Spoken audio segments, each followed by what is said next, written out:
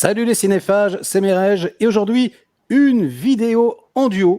Eh oui, ça fait plaisir, et pas avec n'importe qui, j'ai envie de vous dire, avec David de Film Talker, mon ex-voisin, qui maintenant se trouve à des kilomètres de moi. Je suis tellement triste, mais c'est pas grave parce qu'on se voit très souvent et on se parle en virtuel, on se téléphone, on s'envoie des textos, on va au resto, on se fait des ciné, enfin bref. Ça fait très plaisir de t'avoir sur la chaîne, et j'avais envie de t'inviter pour parler de la saga Alien que je crois tu portes dans ton cœur.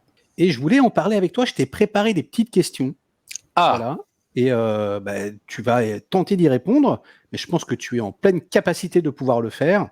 Bref, Alien, ouais. voilà, la première question c'est, euh, n'est-il pas le blockbuster le plus féministe du monde? Woke avant l'invention du woke, quoi. Qu'est-ce que t'en Oui, penses? oui, on a tendance à le penser et à le dire assez souvent, vu que, il y a toute une métaphore, une allégorie sur le viol.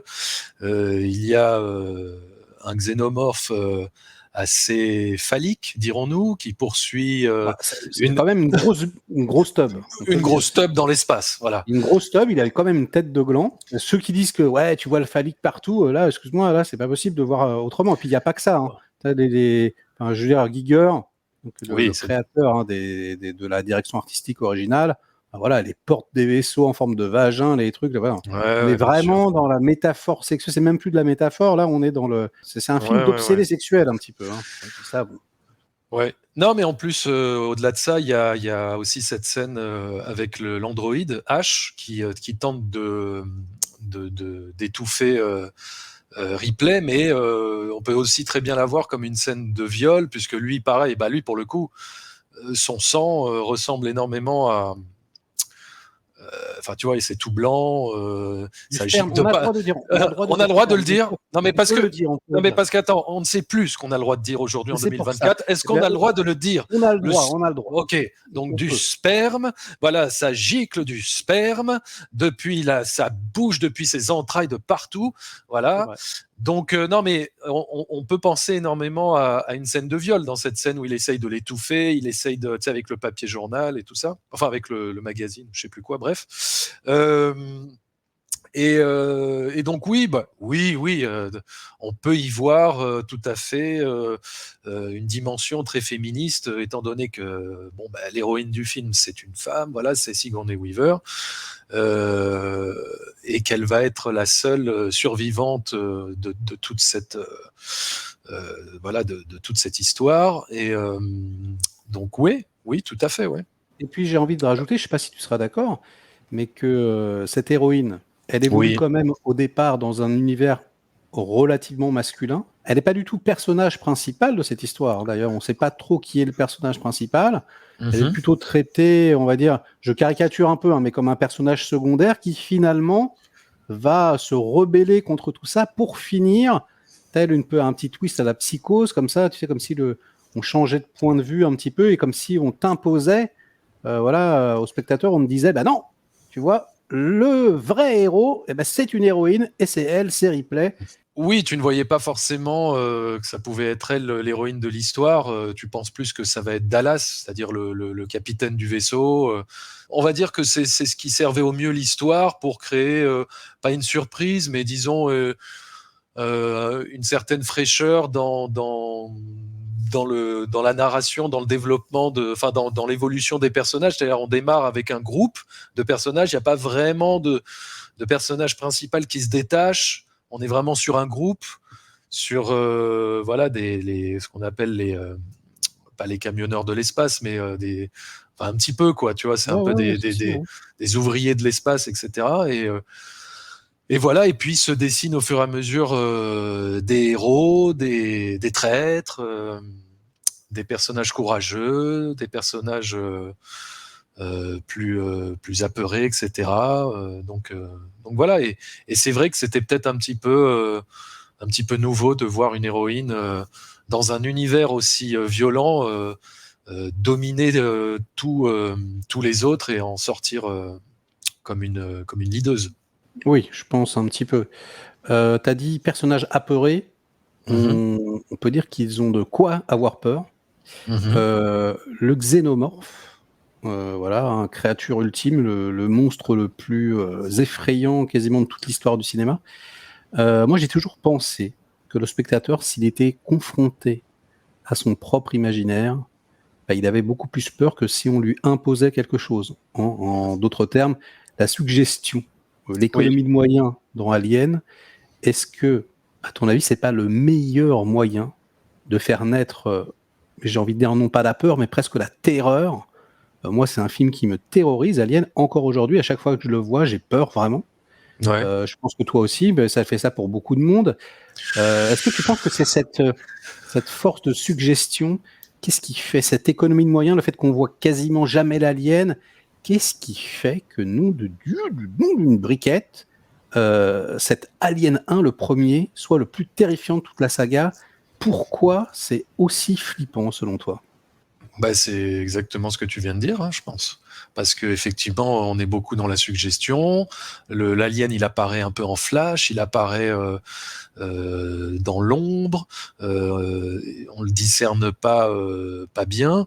Et puis toute la mythologie qui l'entoure reste très nébuleuse, très mystérieuse, et c'est ça qui aussi nourrit beaucoup de, je pense, d'interrogations assez flippantes, terrifiantes pendant le film. Tu vois, cette idée que ça puisse sortir d'un œuf, un facehugger, ensuite féconder un embryon dans ton ventre et te faire sortir. Enfin, tu vois, c'est complètement fou. D'ailleurs, c'est ça qui a fait que la Fox a greenlighté le projet. Apparemment, c'est quand à la lecture du scénario, ils sont arrivés au moment où le personnage de Kane mange et à l'alien qui lui sort du ventre. C'est là où ils ont dit non mais là on tient un truc de dingue. Là c'est surprenant, c'est flippant. On a envie de savoir ce qui va se passer. Enfin, je veux dire, la mise en place et l'aboutissement de cette mise en place et de cette exposition euh, les a convaincus. C'est ça qui leur a donné envie vraiment de produire le film, apparemment. Hmm. Et oui, non, mais voilà, ouais, bah, bien sûr, la suggestion et puis la mise en scène de Ridley Scott, l'environnement, l'univers. Enfin, c'est incroyable parce qu'Alien 1, c'est un film de 79. Pour moi, il n'a pas pris une seule ride. C'est incroyable. Là, quand je le revois en 4K, en plus, c'est encore plus fabuleux. La copie est Euh, magnifique, hein, la d'ailleurs. copie est magnifique et on pourrait se dire ah ben du coup avec le 4K on va voir les petits défauts et tout ça. En fait, on voit rien du tout. C'est incroyable le travail de maquette, de construction du vaisseau, les coursives, les décors, la lumière stroboscopique, Le même son, la musique. le son, la musique de Jerry Goldsmith. Chef-d'œuvre absolu, le sound design, enfin tout avec l'alarme. Là. Mais quand on voit l'alien, quand on le voit de plus en plus et qu'on se rapproche de la fin, la révélation ne déçoit pas. L'alien ne déçoit pas, tu vois, parce que ça aurait pu être ça, tu vois, c'est-à-dire on ne le voit pas, on le devine, etc. Comme tu dis, la suggestion, ça fait peur et tout. Là, j'ai pas d'exemple en tête, mais je suis sûr qu'il y a des films qui jouaient là-dessus. Et puis quand à la fin, on en arrive à découvrir véritablement, Bah, j'ai envie de frontalement la créature. J'ai envie de te dire, Alien 4, c'est un peu ça, hein. Bon alors, tu as parlé évidemment, et je pense que tu as parfaitement raison, hein, de toute cette aura mystérieuse qu'il y a autour du monstre, la mythologie, on ne sait pas trop, on est vraiment dans la brume la plus totale. Et du coup, Vlatipa qu'arrive Aliens, bing bing bing bing, Aliens donc qui vient de sortir en 4K dans une édition controversée, mais que moi personnellement je trouve pleinement satisfaisante. Qu'en penses-tu? Moi, je l'ai trouvé mortel. Ah bon, Et bah je voilà, sais que ça a fait beaucoup jasé. parler, ça a fait beaucoup jaser, très controversé parce que utilisation apparemment de l'IA, de l'intelligence artificielle pour booster artificiellement, on va dire, la résolution, la netteté, la définition du film. Mais moi, quand je l'ai foutu dans ma platine et que je l'ai regardé sur mon écran OLED, j'ai pris une claque absolue. Il y a peut-être deux, trois moments, deux, trois plans qui font un petit peu tiquer en termes de lissage de l'image ou un truc comme ça, mais Ouais, mais ça sinon... va, hein. mais franchement, ça va, les couleurs, les contrastes, ouais, la définition. Enfin, moi, j'ai trouvé ça assez fabuleux. Voilà, ça ce n'est que mon avis, qui n'engage que moi, mais en tout cas je recommande chaudement. Et donc oui, Vlatipak arrive, Aliens de James Cameron, et là tu vas me dire, il change un petit peu C'est la pas ça. mythologie. Alors, déjà, c'est clair qu'il la change, la mythologie, on va y revenir, mais avant même de parler de ça, il commence à expliquer un petit peu les choses. S'il y a des œufs qui pondent les œufs, bon bah voilà, hein, là il t'explique que les œufs sont pondus, que bah il y a une grosse maquerelle, une grosse reine, et que du coup c'est un peu comme dans une ruche, etc., etc. Est-ce que toi tu trouves, je parle vraiment de l'idée, hein, plutôt que d'avoir ce truc un peu mystérieux, tu sais, t'as les œufs posés avec le rayon, tu sais pas trop ce que c'est, t'as l'impression que c'est plus cultivé finalement dans le premier, quoi, comme des armes bactériologiques, hein, un truc dans le genre. Et puis dans le 2, on te répond. Dans le 2, on dit non, c'est une maquerelle, elle pond. Ouais. Est-ce que tu trouves que c'est vraiment une bonne idée? C'était une idée de merde, et je tiens à le dire publiquement aujourd'hui. Non, pas du tout. Non, moi, ça ne m'a jamais dérangé, cette idée, mais en même temps, c'est très difficile pour moi, parce qu'en vérité, la première fois que j'ai vu Alien, en fait, c'était Aliens.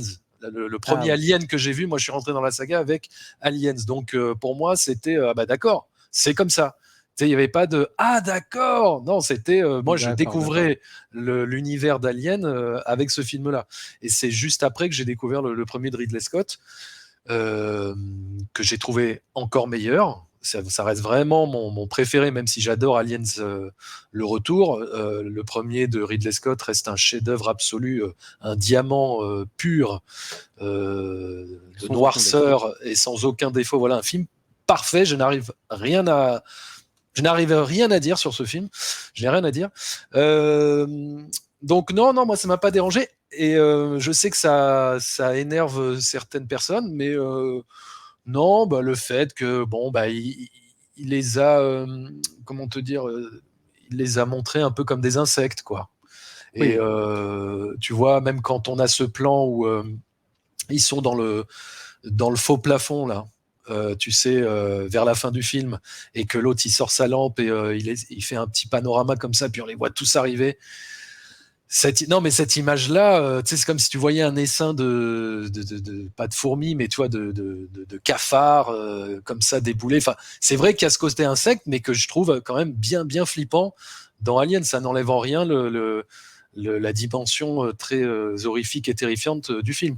Après, c'est là qu'on voit, pardonne-moi, je te coupe un peu la parole, mais c'est vrai que c'est là qu'on voit quand même l'intelligence de ce mec, dans le sens où on a affaire à un chef-d'œuvre absolu, où faire une suite, c'est extrêmement casse-gueule, parce que le truc, enfin, tu vois, ouais. Et en fait, il prend le parti pris, clairement, de faire le contraire total du premier film.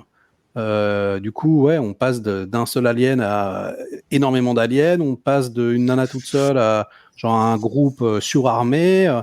En fait, il change absolument tout. Jusque, j'ai envie de te dire, même dans le format du film, qui est en scope dans le premier, et qui passe en 1,85 ici. Je crois que c'est le seul alien en 1,85 d'ailleurs. Après, ils sont tous en scope. Ouais, tout à fait. Et du coup, c'est intéressant, ça.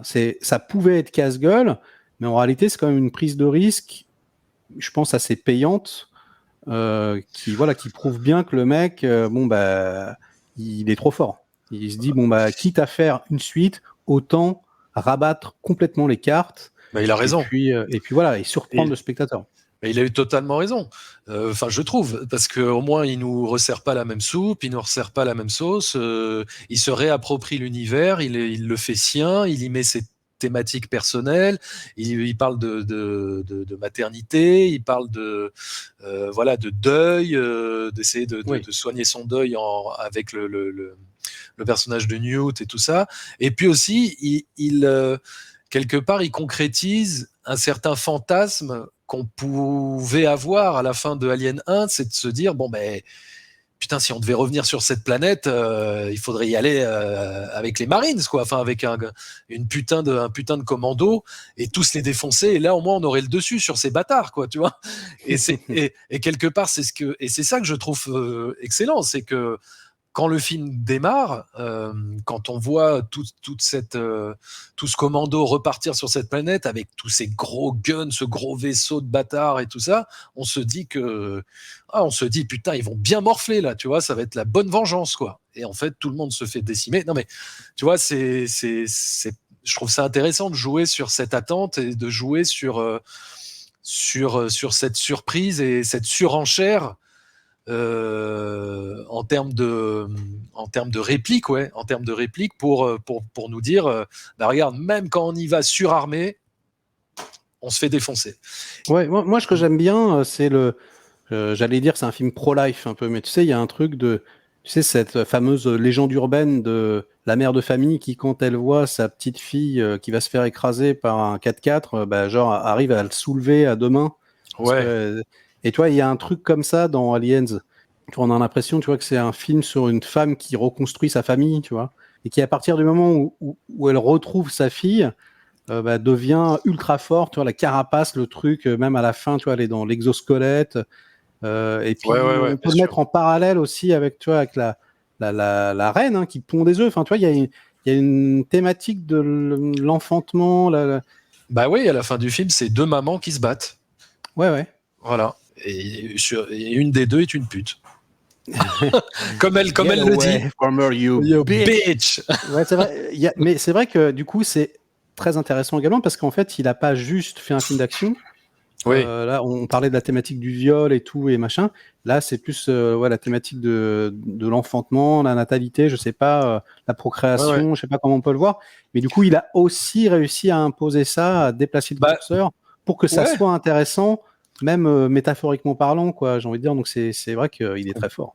Il est très fort. Complètement. Et alors, je ne sais pas si tu le sais ou si nos auditeurs le savent, mais tu sais, dans la version longue du premier Alien, parce qu'on parlait de mythologie là tout à l'heure, mais dans la version longue du premier Alien, tu as une scène supplémentaire donc qui nous montre Dallas dans un des coins du vaisseau qui a été en gros capturé par l'alien et qui, en fait, on peut comprendre que finalement, il va se transformer en œuf, lui. Tu sais, on voit qu'il il est en train presque de se métamorphoser. Et donc, s'il avait laissé cette scène-là, on aurait eu plus d'informations sur le fonctionnement, sur la chaîne, sur le cycle de vie de l'alien. Mais elle n'est pas dans le Director's Cut, cette scène ? Si, c'est sur le Director's Cut. La version Director's Cut de... Qu'est-ce que j'ai dit ? Non, tu as dit en bonus. Non, mais parce qu'elle est en bonus, mais la question c'est qu'elle est dans le Director's Cut. Oui, elle est dans le Director's Cut de 2003. Et donc, ça laissait suggérer que une fois qu'en fait, les œufs provenaient de personnes, de corps en tout cas, de corps qui ont été capturés, attrapés par des aliens et qui ont ensuite été métamorphosés en cocon et qui ensuite redonnent, enfin tu vois, comme si le cycle de la vie, le cycle infernal de la vie, exactement. Et donc ça, évidemment, c'est là où James Cameron arrive et change la donne. Mais comme on n'avait pas cette scène supplémentaire dans la version cinéma à l'époque, on pouvait imaginer tout ce qu'on voulait, tu vois. Et d'ailleurs, très bonne transition, toute trouvée. Aliens, version longue ou version courte ? Alors moi, je te le dis, tout net, mais je crois c'est la version courte. Et pourquoi ? Version courte parce que je trouve que de voir la colonie avant, avec les gens vivants, etc., ça enlève tout le mystère. Je trouve que c'est une très mauvaise idée. Et je trouve ça mieux rythmé. Même, il y a 2 scènes de mitrailleuses. Je trouve que c'est trop long. Ouais, je suis d'accord. Je trouve que c'est mieux rythmé, plus intense dans la version courte. Qu'en penses-tu ? Ouais, je suis complètement d'accord avec ce que tu dis, sauf pour une scène qu'ils auraient dû laisser. C'est la scène où on comprend que Ripley avait une fille et que 56 ans ont passé et qu'elle est morte. Voilà, et donc elle n'a pas pu retrouver sa fille. Et ça, c'est dommage de ne pas l'avoir gardée juste parce que c'était pas si long cette scène et ça aurait donné encore plus de sens et plus d'émotion pour la relation qu'elle a avec Newt, quoi.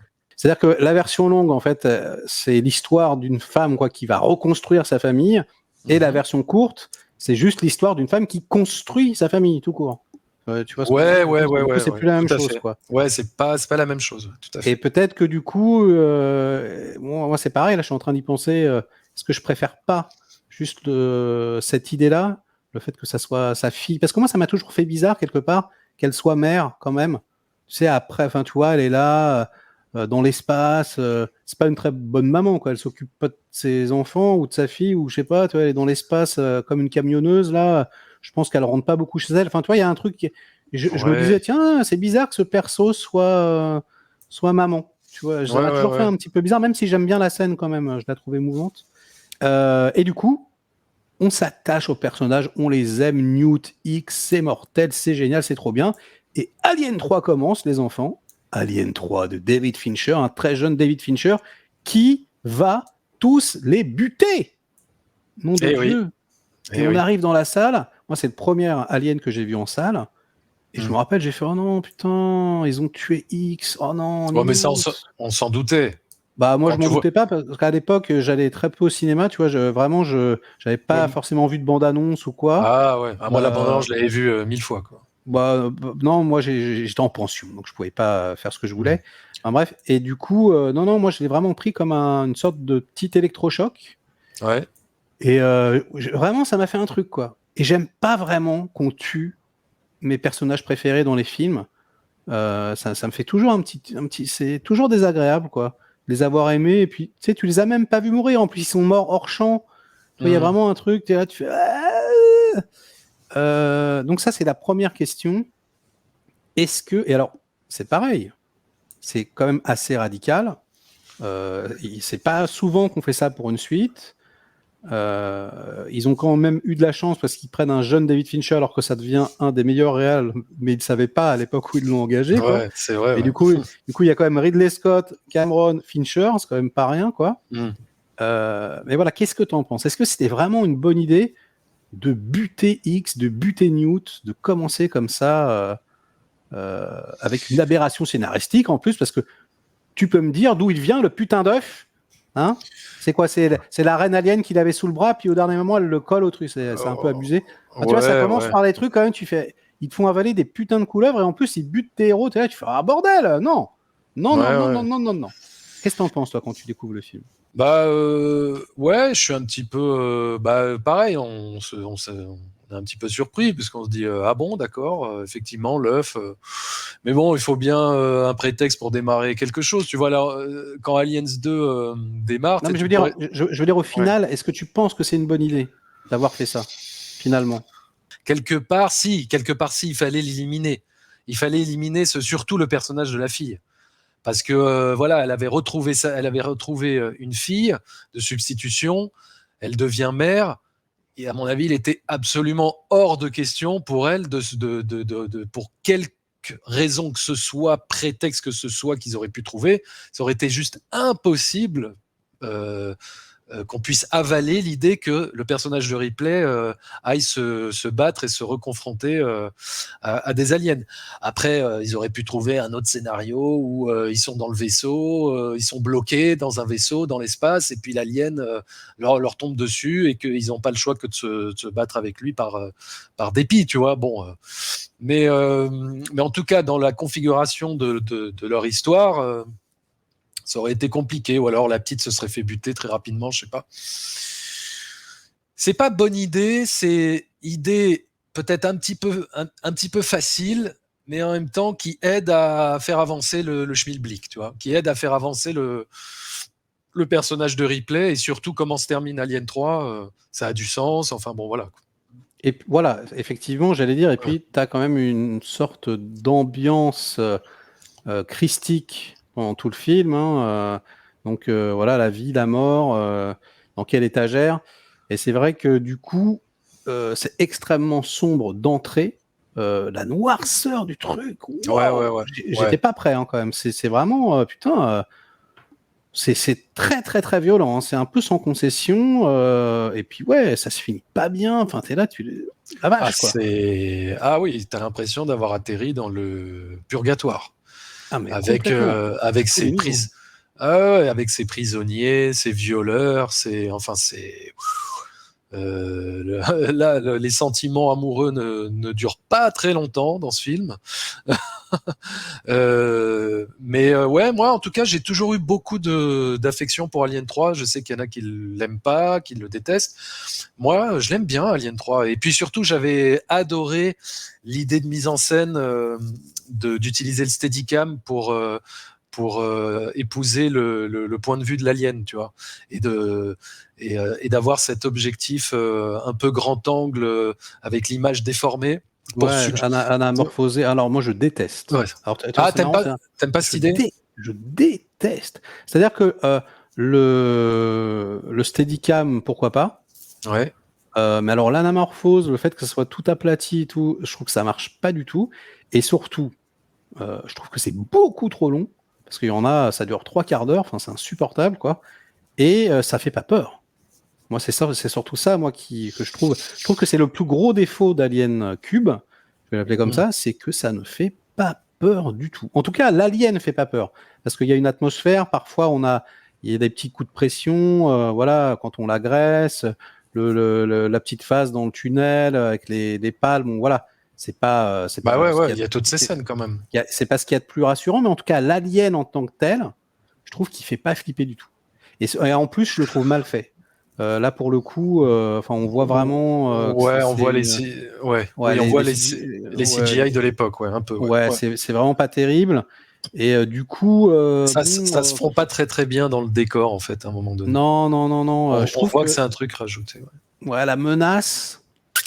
Mais limite, tu te dis, je sais pas ce que t'en penses, mais que Fincher, il s'en battait la race de l'alien, tu vois, quasiment, et que en fait, il aurait pu raconter la même histoire sans alien, avec juste Ripley qui se retrouve dans une colonie de mecs qui ont tous envie de lui sauter sur le paletot, quoi, et que finalement, l'homme serait devenu la menace ultime plus que l'alien lui-même, quoi. C'est presque un truc comme ça, quoi. Bon, je trouve qu'il y a quand même cette scène et ce plan assez iconique où Ripley, elle est sur le côté de l'image, adossée contre le mur, là, et tu as la tête de l'alien qui vient juste à côté d'elle, qui ouvre sa gueule comme ça, et qui sort sa langue, et finalement, c'est impressionnant. L'épargne, il y a quand même quelques moments bien flippants quand elle court, quand elle... je trouve que tu vois, autant dans Aliens de James Cameron, je trouve pas que la créature fait peur. Moi, je trouve que c'est le nombre qui fait peur dans Aliens. Oui, c'est vraiment la masse. Et puis il y a des petites phases, tu sais, quand ils sortent. Et puis les facehuggers. Ouais, et puis quand ils sortent le petit radar là. Oui. Toutes ces petites phases là, elles font flipper quand même. Oui, mais parce que tu vois qu'il y a un nombre, assez important tu les vois, tu vois les petites, comment te dire, les petites boules quoi sur le radar qui illustrent les aliens. Tu dis mais comment ils vont s'en sortir? Et non, bon, je trouve que mis à part ces petits problèmes d'effets spéciaux, je trouve que il s'en sort quand même pas mal. Il y a des bons moments, et puis c'est vrai qu'il y a une bonne atmosphère. Assez poisseuse, assez glauque et assez sombre, avec même qui est clairement quasiment bien accompagné par la musique de Elliot Goldenthal. Magnifique. Très très belle musique. Et tu vois, c'est ça qui est bien, je trouve quand même dans cette trilogie, parce que pour moi, Alien, c'est une trilogie et ça s'arrête presque là, quoi. C'est que vraiment les 3 films, et d'ailleurs ça me fait penser aux jeux vidéo, je sais pas si tu y avais joué à l'époque, Alien Trilogy sur PlayStation 1, c'était mortel parce que tu jouais aux 3 films dans le même jeu, et donc tu jouais dans 3 univers différents, et c'est ça qui est quand même assez sympa dans cette trilo, c'est que tu as vraiment 3 univers différents, 3 approches différentes. Alors oui, pour moi, le masterpiece indéniable, c'est le premier, mais je trouve que chaque film apportait sa petite touch intéressante et révélait justement les réalisateurs qui s'étaient chargés de se rapprocher. Comme les 3 premiers Missions Impossibles, un peu. Enfin, tu vois, il y a un truc comme ça, un réalisateur fort à chaque fois. Un peu. Eh bien, écoute, tu as trouvé la transition parfaite. Sur ces bonnes paroles, ça va être la fin de la première partie donc de la petite rétrospective Alien.